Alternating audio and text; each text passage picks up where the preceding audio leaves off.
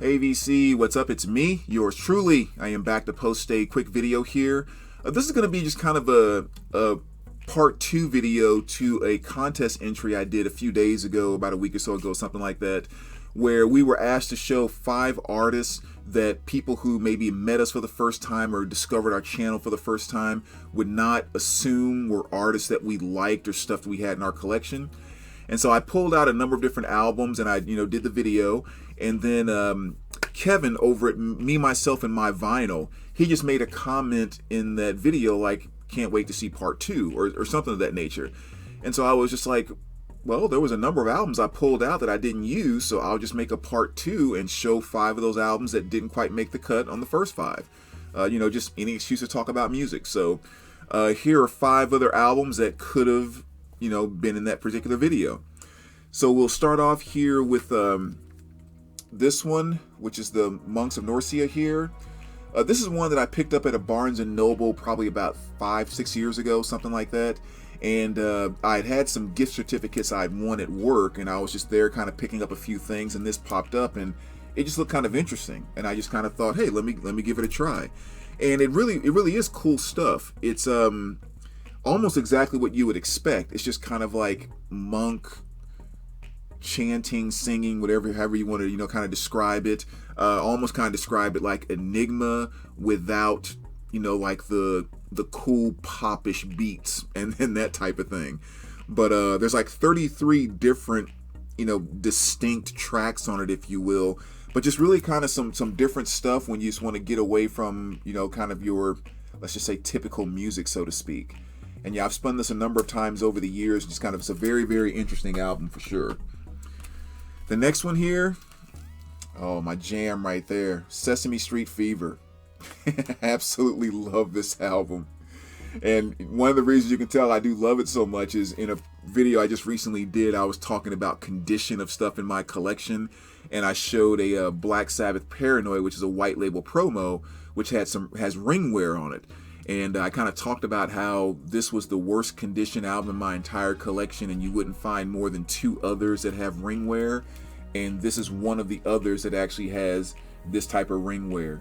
And I'm pointing that out because that's just how much I refuse to get rid of this album until I find, if I ever find one that's in near mint condition, because I love it just that much.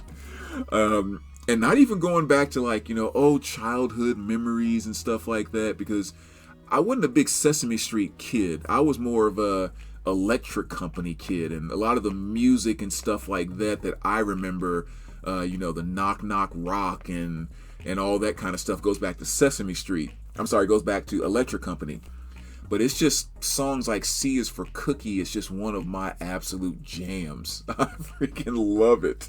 So, yeah, I wouldn't think most people would assume that Sesame Street Fever is definitely one of my favorite albums in my collection, but it sure as heck is. Another one here, and these days you can never be sure about this one, so it may not be too far off, but you may never just quite know who's a Taylor Swift fan these days. But I wouldn't assume most people would think off the bat that I was. But yeah, I'm not at the point where I would call myself like a Swiftie or anything, because like I don't just go get all of her studio albums and all of that. I mean, I love 1989, probably my favorite album by her, and my second favorite is right here, which is Speak Now. This is actually the first album that brought me to her. But yeah, again, another great album, with songs like Mine, Back to December, stuff like that, which I think is absolutely fantastic. Just a number of great things on here. But yeah, this is not one that I would assume everyone that met me for the first time would automatically think that's something that's spinning on the regular. Another one here is going to be Wilson Phillips, and this is their release from 1990. Another one of those groups that did kind of, they had their spot in the sun, for a few years there, kind of in the, I guess, the late 80s, early 90s. And this album was definitely a big hit for them, with stuff like Release Me and Hold On. I think was a gigantic hit off of this album. So another definitely fun album, another group that I really liked. Although my absolute favorite song by them is Give It Up, which is not on this album. That's my favorite single by them. But yeah, you gotta love Wilson Phillips. And then the last one here, Michael Bolton, and this is Michael Bolton Gold.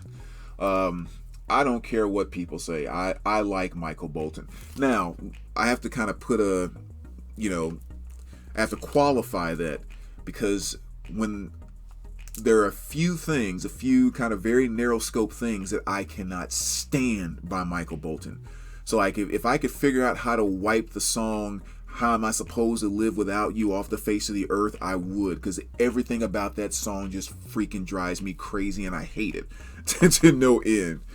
But when it comes to all of the stuff that I like by him, including what I think is one of the coolest slow grooves ever, which is "Said I Love You But I Lied," that song is my absolute jam. And I love it to death.